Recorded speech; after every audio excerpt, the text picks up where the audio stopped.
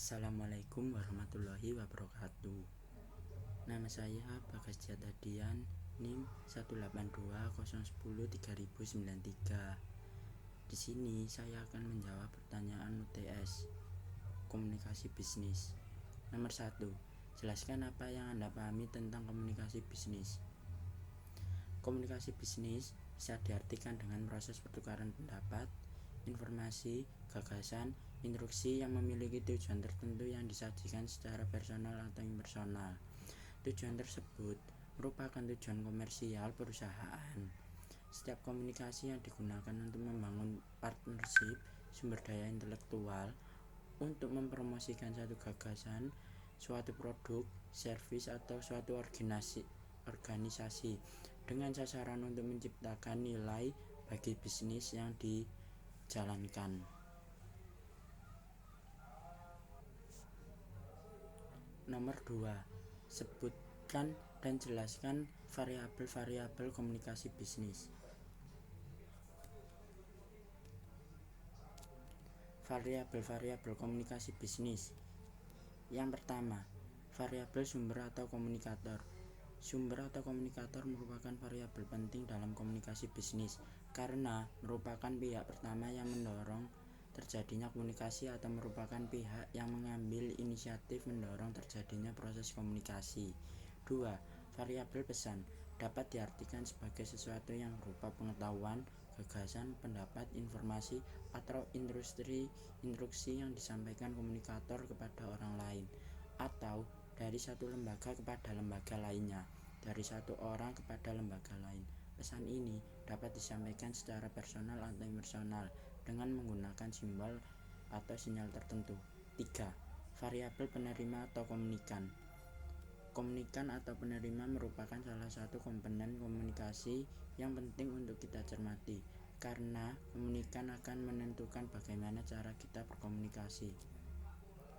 4. Variabel konteks. Seperti yang kita tahu bahwa komunikasi itu berlangsung dalam konteks tertentu.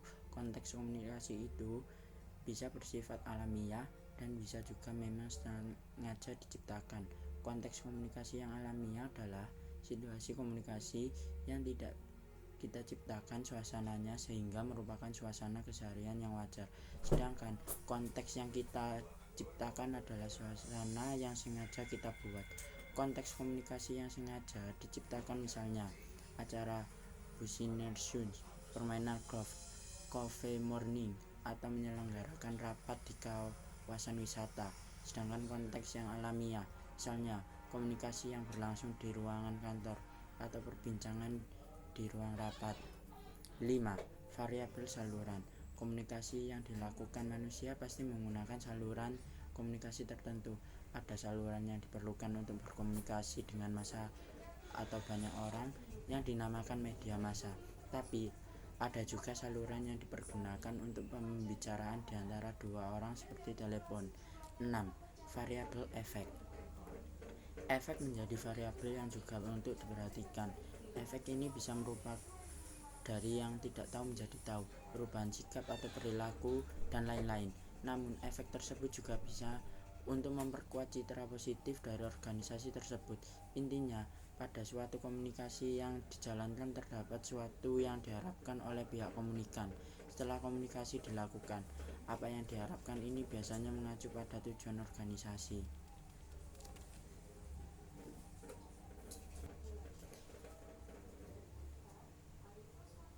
Nomor 3.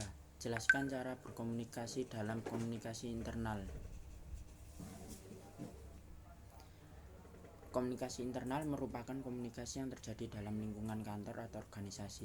Ruang lingkup komunikasi internal yaitu mencakup komunikasi dengan pemilik, manajemen, dan karyawan.